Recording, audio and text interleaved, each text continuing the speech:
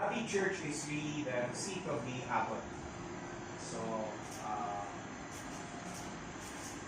Father Abbot Andy and Abbot Tarsi were administrators of San Jose Diaz, the first abbot, and Father Salinas, Raimundo Salinas also.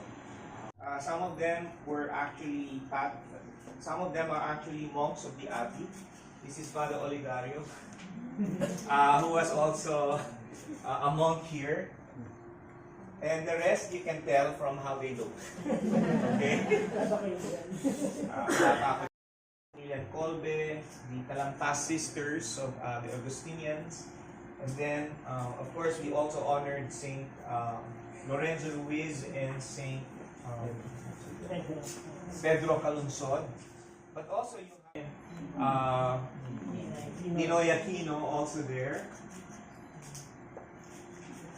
So here are the abbots.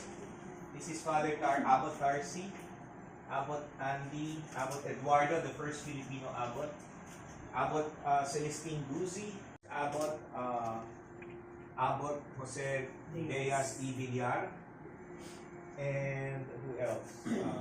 Father Wilfrid, Abbot Wilfrid Rojo, and Abbot Bernardo Lopez. These are the Filipino abbots. These are the Spanish abbots.